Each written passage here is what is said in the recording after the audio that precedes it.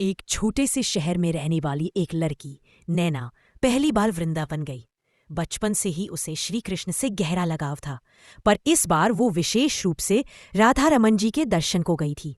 जब वह राधा रमन मंदिर पहुंची तो जैसे उसके प्राण वहीं ठहर गए।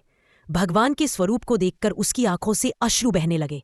वो मंदिर के कोने में खड़ी होकर धीरे से बोली, हे राधा रमन, या तो मुझे यहीं रख लो या फिर मेरे साथ चलो। अब मैं आपके बिना नहीं रह सकती। कुछ पल को ऐसा लगा जैसे मंदिर की घंटियां अपने आप बजने लगी हो और हवा में मोगरे की महक भर गई हो। नैना के रोंगटे खड़े हो गए, लेकिन उसने इसे संयोग समझकर नम आंखों से विदा ली। जैसे ही नैना घर लौटी, कुछ अजीब होने लगा।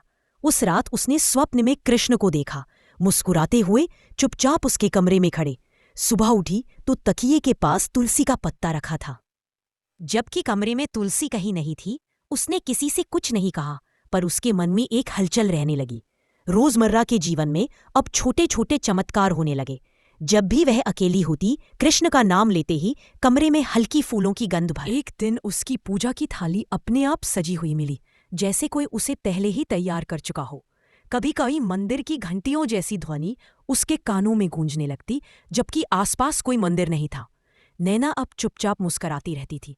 सबको लगता था कि वो किसी रहस्य में डूबी है, पर कोई कुछ पूछता तो वो टाल देती।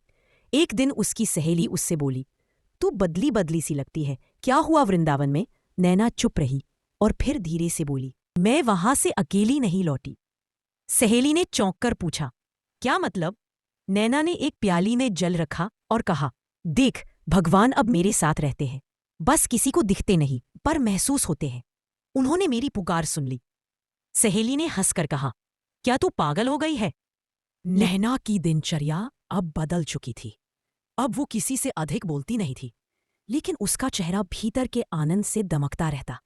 घर वाले सोचते, वृंदावन से लौटने के बाद कुछ बदल गया है इसमें। उसे अब हर रोज कृष्ण की अनुभूति होती थी।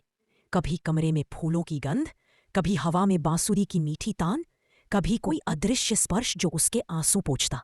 शरद पूर्णिमा की रात थी। चांद अपनी श्वेत रोशनी में धरती को नहलाए दे रहा था।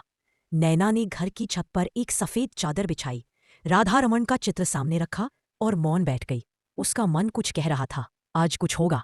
रात के तीसरे प्रहर, जब पूरा मोहल्ला सो रहा था, नैना अब भी ध्यान में थी। और तभी चारों ओर अचानक एक दिव्य प्रकाश फैल गया। आंखें खोलने पर उसने देखा, सामने कृष्ण खड़े हैं, साक्षात वही रूप, नीलवर्ण, पीतांबर, मुरलीधर, नेत्रों में प्रेम और करुणा का अथाह सागर। नैना स्तब्ध, उसका शरीर कांपने लगा, आंखों से अविरल आंसू बहने लगे। शब्द जैसे गले में अटक गए, पर कृष्ण मुस्कुराए, धीरे से बोले, मैं आया हूं क्योंकि तुमने बुलाया था। जब तुमने कहा था या मुझे यहीं रख लो या मेरे साथ चलो, उस दिन मैं वचनबद्ध हो गया था। वो बोली, क्या मैं आपके साथ चल सकती हूँ? राधा रमन ने उसका हाथ थाम लिया। उस क्षण नैना का शरीर वहीं छत पर ध्यानस्थ मुद्रा में स्थिर हो गया, लेकिन उसके मुख पर एक अनुपम मुस्कान थी। सुबह जब लोग छत पर पहुंचे, नैना का शरीर शांत बैठा था, मानो सोई हो। उसके चारों ओर चंदन की महक फैली थी और उसके सिरहाने एक तुलसी पत्र रखा था, जिस पर लिखा था, जो सच्चे प्रेम से पुकारता है, राधा रमन उसके साथ सदा रहते हैं।